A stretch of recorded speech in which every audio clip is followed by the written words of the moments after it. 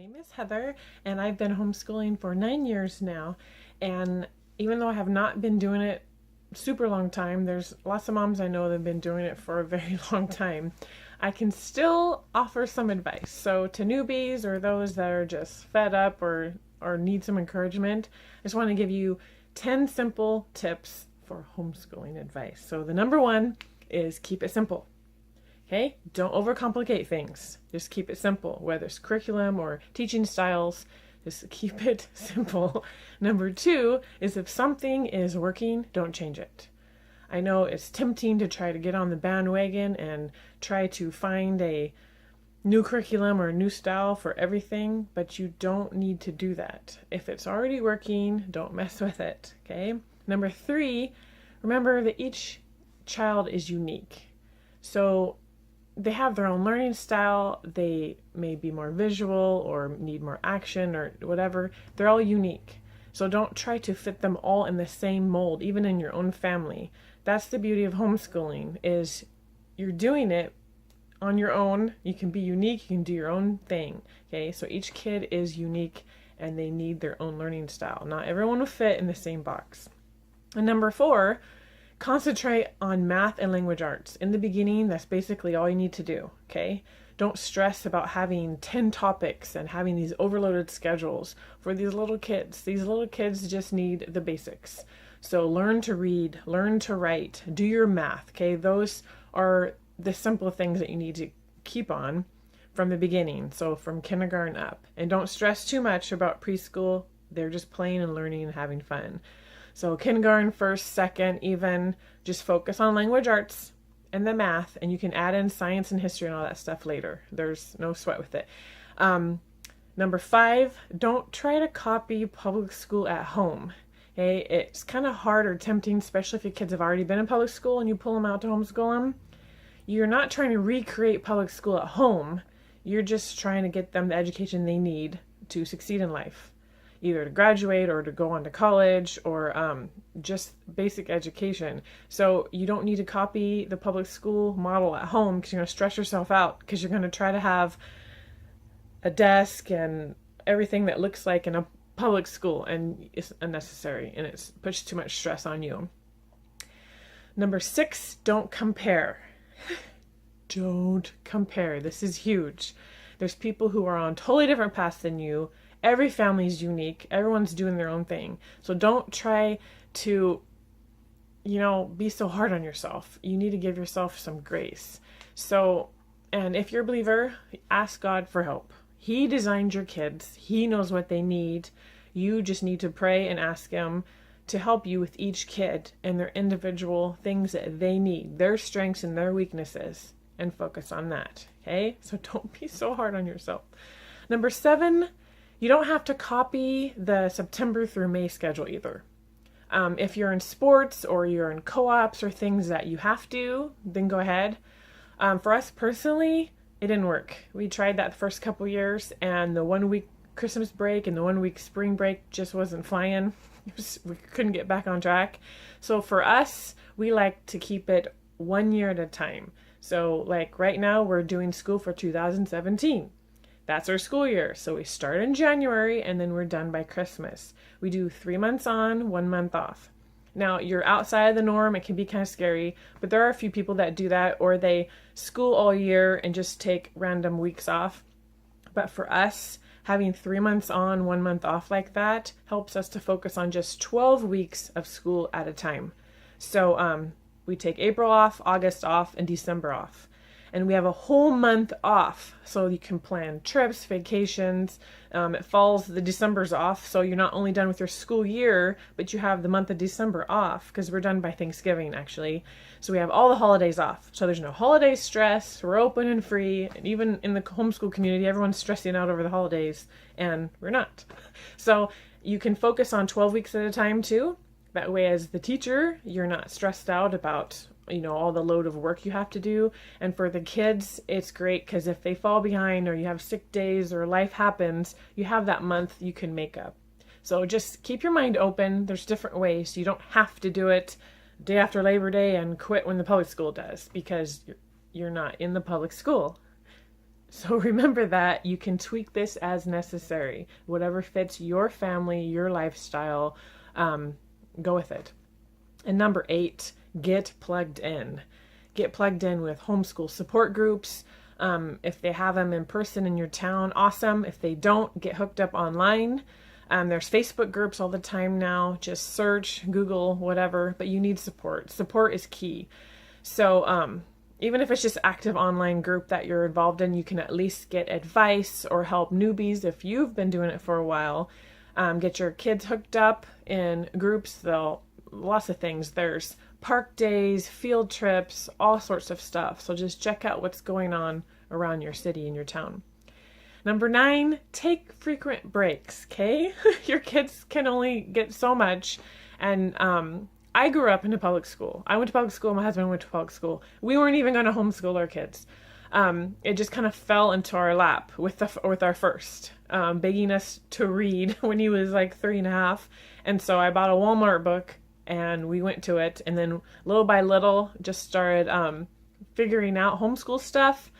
And I was like, oh my gosh, I could totally do this. Okay. So just because you homeschool at home, just because you homeschool doesn't mean you have to cram in all this studies and have to prove it to the world that your kid's smart. Okay. You don't have to do that. They need breaks. They're still young kids. Okay. You don't want them to get overwhelmed. You don't want to get overwhelmed. Have them go run outside. If you have a trampoline, do laps around the house, anything. But also, you don't have to be in school from 8 to 3, okay? Once again, you're not copying the public school model. You're at home. So it looks different. This timing is different for everyone. I know lots of homeschool moms, they start in the morning because that's when they're fresh and they can do it. For us, always having babies or littles, I do the school at nap. So about noon is when we start school and they're done by 2 or 3. And my kindergartner and second grader, we only need an hour tops and we finish all their school. And then my 6th and 8th grader, they need about 2 hours and that's it. We don't do a lot of extra. We do basic curriculum, so the English and math and writing, Bible history, all that stuff. But if they do art stuff on their own time, that's fine. Or sports. So anyway, take frequent breaks, work it around, okay? If your kid is getting too overwhelmed, they're not going to learn. They're going to lash out and you're going to have issues. So hard things like math, and if you've tried different curriculum and it's working, but they're still having issues focusing, you can always set a timer. So that way, okay, we're going to do 15 minutes of math. Set the timer, and then you get a break afterwards, and so just there's lots of things that could help you out with that. Number 10, you are your kid's best teacher. Don't let anyone think you are not good enough or you can't do it because you don't have a teaching degree or you don't have natural God-given teaching capabilities and a teacher's heart, okay? You are their parent. When kids are in a public school, they have 30 kids to a class. The teacher can only do so much. So usually you have all this homework you bring home. You're helping them with the homework. Or if your kid is struggling in a subject, they have a tutor.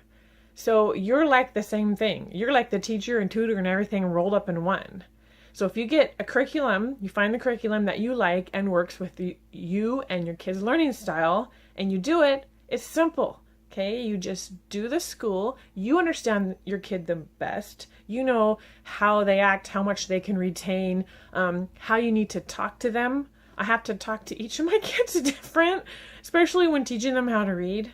They don't understand certain ways that I'm coming at them, so I have to kind of change and adapt. But I know my kid better than anyone else.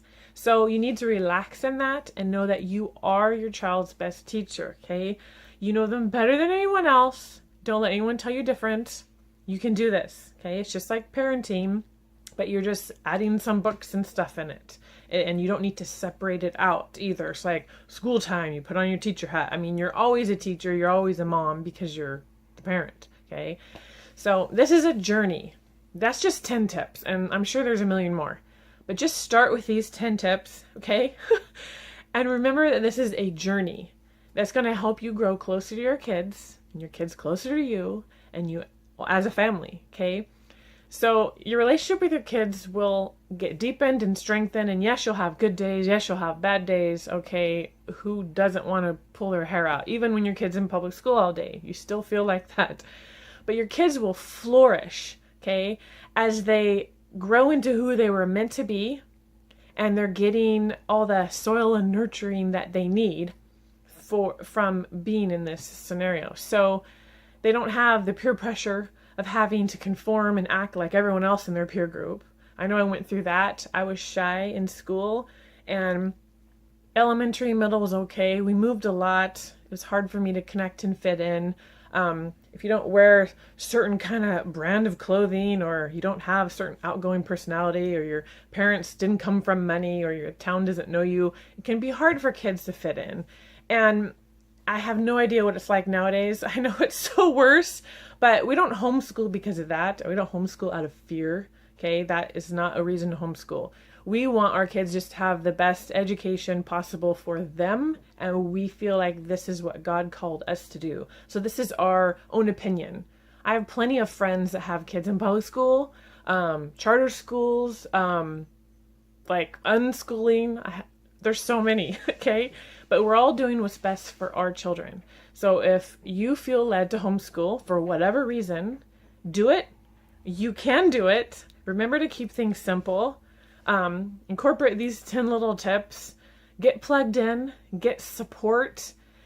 No matter how many years you do this, you will never be an expert. You're never going to know it all. So go into this in the beginning knowing that. You will never know it all. You'll always learn. Your kids will grow and adjust to a new stage. You'll grow and adjust to a new stage. But it's so fun to see your kids flourish and become who they're meant to be, and their interests and their hobbies, and the sky's the limit with homeschooling. And it, depending on your state, you can go to hslda.org, and it will show you the laws and regulations for your state, for what you need to do, what kind of testing. Here in Oregon, we just have to do a test in 3rd, 5th, 8th, and 10th, and notify when we first start homeschooling, and that's it. It's pretty simple. So you can just go to your state, look up your state and see the laws and everything, and then just get plugged in with a support group online, and then find out who meets in person for either monthly get-togethers, or there's all kinds of literary clubs and nature hikes, and there's a lot of stuff for your kids to get out there. And never believe that lie that ignorant people seem to always say, is like, your kid is unsocialized. Okay, that is a bunch of bunk.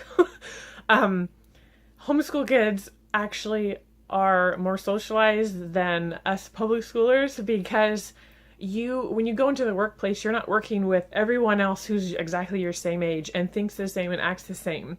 You're working with the elderly, younger people, and you can learn how to show respect and know how to talk and not have awkward weirdness, okay? Homeschoolers also, they're more compassionate toward little kids or older kids, and they kind of get along better.